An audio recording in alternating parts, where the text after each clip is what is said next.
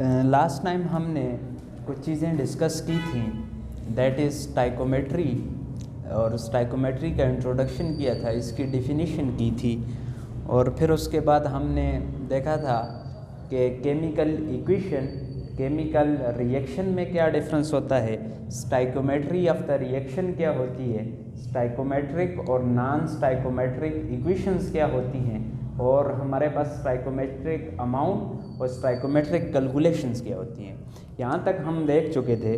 अभी आज हम जो डिस्कस कर रहे हैं इजम्पशंस ऑफ स्टाइकोमेट्री, कि स्टाइकोमेट्री के लिए कौन सी बेसिक इजम्पशंस हैं वो हम देखेंगे कि वो कौन कौन सी हैं। That is first one is reactant must be converted into product, reactant must be converted into product. पहली इजम्पशन ये है कि स्टाइकोमेट्री अप्लाई ही तब होगी जब हमारे पास रिएक्टेंट प्रोडक्ट में कन्वर्ट होंगे। जब रिएक्टेंट प्रोडक्ट में कन्वर्ट होंगे तो तब स्टाइकोमेट्री का जो कॉन्सेप्ट है वो एप्लीकेबल होगा अपॉन दैट रिएक्शन। दूसरी इजम्पशन जो है that is reaction must be completed 100% completed, reaction 100% complete होना चाहिए, तब स्टाइकोमेट्री का कॉन्सेप्ट एप्लीकेबल होगा। इस बात का मतलब ये है कि हमारे पास दो तरह के रिएक्शंस होते हैं, एक को हम कहते हैं इर्रिवर्सिबल रिएक्शन, एक होते हैं रिवर्सिबल रिएक्शन। रिवर्सिबल रिएक्शन कभी भी 100% कंप्लीट नहीं होते, 100% रिवर्सिबल रिएक्शन कभी भी कंप्लीट नहीं होते। तो लिहाजा स्टाइकोमेट्री का जो कंसेप्ट है वो रिवर्सिबल रिएक्शन पे एप्लीकेबल नहीं है, क्योंकि वो 100% कंप्लीट ही नहीं होते। एक हमारे पास होते हैं that is reversible reaction, reversible reaction, और दूसरे होते हैं इर्रिवर्सिबल रिएक्शंस। जो इर्रिवर्सिबल रिएक्शंस हैं ये तो 100% कंप्लीट होने की पॉसिबिलिटी है, इनमें ये तो हो सकते हैं, बट ये कभी भी 100% कंप्लीट नहीं हो सकते। 100% कंप्लीट होने का मतलब ये है कि हमारे पास मुकम्मल जो रिएक्टेंट हैं वो प्रोडक्ट में कन्वर्ट हो जाएं। अगर मेरे पास 10 मोल रिएक्टेंट था तो वो 10 मोल सारा का सारा 10 मोल प्रोडक्ट बना दे, तो ये रिएक्शन 100% कंप्लीट है। लेकिन हमारे पास रिवर्सिबल रिएक्शन में जितने रिएक्टेंट होते हैं वो सारे के सारे प्रोडक्ट में कन्वर्ट नहीं होते, लिहाजा वो 100% कंप्लीट नहीं होता। इसलिए स्टाइकोमेट्री का जो कंसेप्ट है वो रिवर्सिबल रिएक्शन पे एप्लीकेबल नहीं है। इर्रिवर्सिबल रिएक्शन 100% कंप्लीट होते हैं, इसमें सारे के सारे रिएक्टेंट प्रोडक्ट में कन्वर्ट हो सकते हैं। इसलिए हम कहते हैं कि जो स्टाइकोमेट्री का कॉन्सेप्ट है वो इर्रिवर्सिबल रिएक्शन पे एप्लीकेबल है। तो रिएक्शन को 100% कंप्लीट होना ज़रूरी है स्टाइकोमेट्री को ओबे करने के लिए। दूसरी बात, नो साइड प्रोडक्ट में फॉर्म, कोई साइड प्रोडक्ट नहीं बनना चाहिए। जब भी हमारे पास रिएक्टेंट मिलते हैं ए बी, तो ये हमारे पास एक से ज़्यादा प्रोडक्ट भी दे सकते हैं। फर्ज करो प्रोडक्ट 1 एंड प्रोडक्ट 2, दो प्रोडक्ट हमें मिल गए। जब ए बी दो रिएक्टेंट मिले, इसमें से प्रोडक्ट 1 हमारा मेन प्रोडक्ट है। क्या है? मेन प्रोडक्ट है। मेन प्रोडक्ट का मतलब ये है कि ये हमारे काम वाला प्रोडक्ट है, ये हमारे क्या है? काम वाला प्रोडक्ट है। और ये जो प्रोडक्ट है ये एक्स्ट्रा बना है, इसकी हमें ज़रूरत नहीं थी मगर बन गया है। जब ये वाला प्रोडक्ट वैसे ही बन गया, हमें ज़रूरत नहीं थी, तो इसको हम कहते हैं साइड प्रोडक्ट। क्या कहते हैं? Side product. तो ये साइड प्रोडक्ट जो बना है ये नहीं बनना चाहिए। स्टाइकोमेट्री को ओबे करने के लिए कोई साइड प्रोडक्ट नहीं, जो हमारा मेन प्रोडक्ट है वही बनना चाहिए। ये भी एक असम्पशन है स्टाइकोमेट्री की। Reaction must be balance, reaction जितने मोल ऑफ रिएक्टेंट रिएक्ट करते हैं उतने मोल ऑफ प्रोडक्ट भी मिलेंगे, तो हमारे पास रिएक्शन बैलेंस होगी। तो तब स्टाइकोमेट्री के लिए one of the basic condition is that कि रिएक्शन बैलेंस होनी चाहिए। अगर रिएक्शन बैलेंस नहीं होगा तो हमारे पास स्टाइकोमेट्री उस बात को एक्सप्लेन कर ही नहीं सकती, ये बात भी याद रखनी है। उसके बाद हमने कल भी बात की थी कि स्टाइकोमेट्रिक इक्वेशन होने के लिए दो लॉज फॉलो करने चाहिए। One is called as law of conservation of mass and second is called as law of conservation law of definite proportion. ये दो लॉ अगर एक इक्वेशन फॉलो करती है तो उसको हम स्टाइकोमेट्रिक इक्वेशन कहते हैं। क्या कहते हैं? Stoichiometric equation. स्टाइकोमेट्रिक इक्वेशन तब होती है जब दो लॉ फॉलो करें। One is law of conservation of mass and second one is law of conservation of law of definite proportional.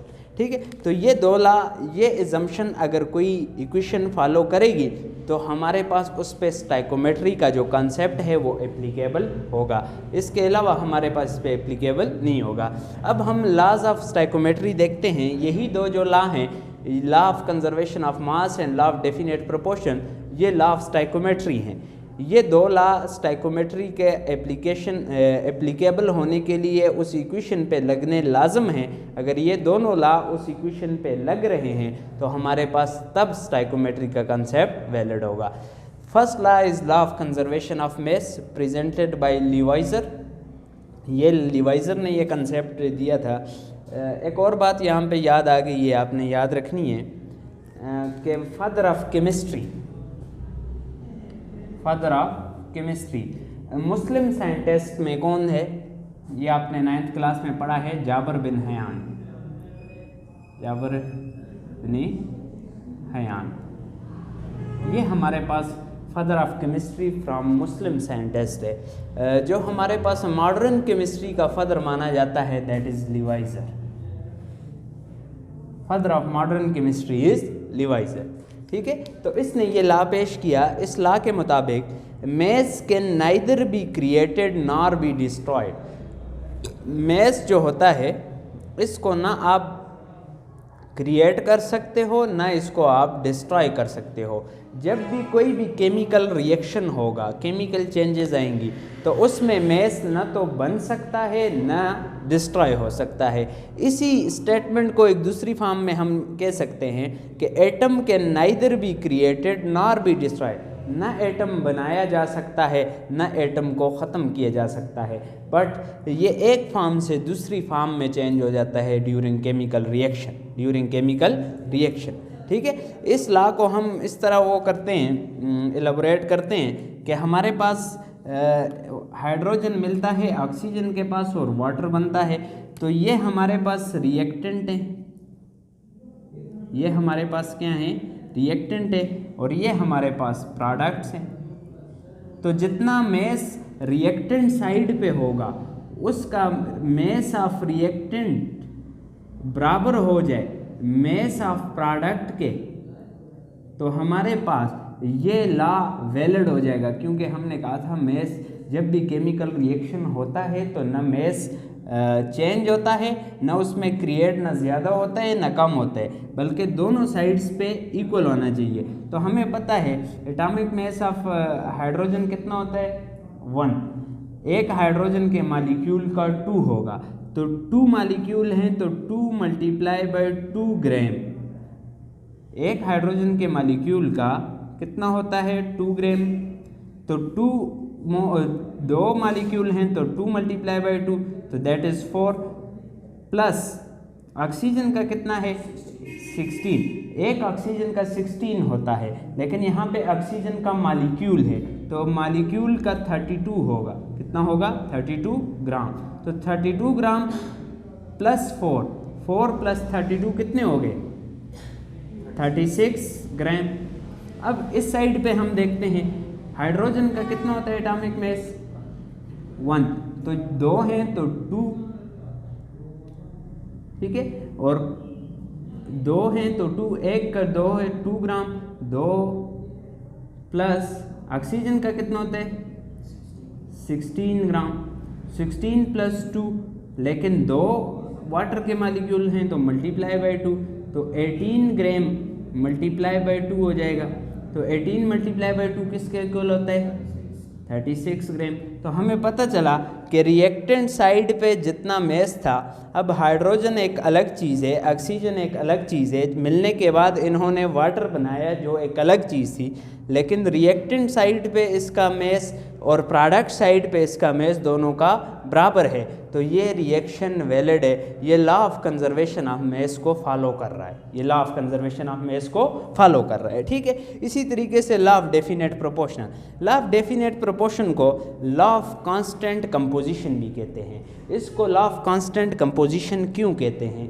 इसको लॉ ऑफ कांस्टेंट कंपोजिशन इस वजह से कहते हैं क्योंकि किसी भी चीज़ की जो कंपोजिशन होती है वो सेम रहती है, किसी भी सोर्स से आप वो लो, किसी भी सोर्स से आप वो लो, उसकी कंपोजिशन कांस्टेंट रहती है। ये लॉ जॉन डाल्टन ने दिया था और इसकी स्टेटमेंट ये है, from wherever a pure chemical compound is obtain, कोई भी कहीं से भी आप कोई भी प्योर केमिकल कंपाउंड लो, it always have elements combine in a fix ratio by mass, तो उनकी रेशो जो होगी एलिमेंट्स जहाँ पे कंबाइन हुए हैं तो वो बाय मास फिक्स रेशो में होगी। इसका मतलब क्या है? इसकी आसान सी मिसाल मैं आपको दे देता हूँ। ये क्या चीज़ है?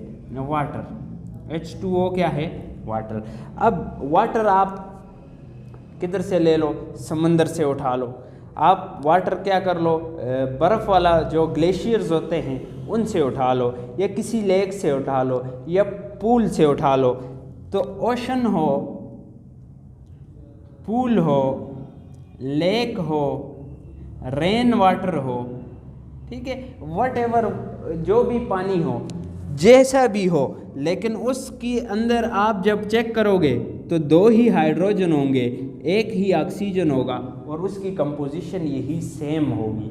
जिधर से भी पानी लो, ठीक है, वो बारिश का पानी हो, वो दरिया का हो, वो समंदर का हो, वो जिस सोर्स से भी आपने पानी लिया हो, तो उसके अंदर 2 हाइड्रोजन 2:1 होगा, 2:1, 2 हाइड्रोजन 1 ऑक्सीजन होगा, और इसकी 1:8 बाय मेस इसकी जो रेशो होगी 1:8 होगी, क्योंकि हाइड्रोजन की 2 है, ऑक्सीजन की 16 है, तो 2:16 को जब हम 2 पे डिवाइड कर देते हैं तो 1:8 आ जाती है। तो 1:8 बाय मेस में पानी प्रेजेंट होता है, वो रेन का हो, ओशन का हो, पोल का हो, तो जहाँ से भी प्योर केमिकल कंपाउंड आप लेते हो तो उसके लिए हमारे पास उसकी जो मेस रेशो होती है वो फिक्स होती है। यही definite proportion, law of definite proportion कहता है या लॉ ऑफ कांस्टेंट कंपोजिशन कहता है। ठीक है, इंशाल्लाह इससे आगे फिर नेक्स्ट टाइम।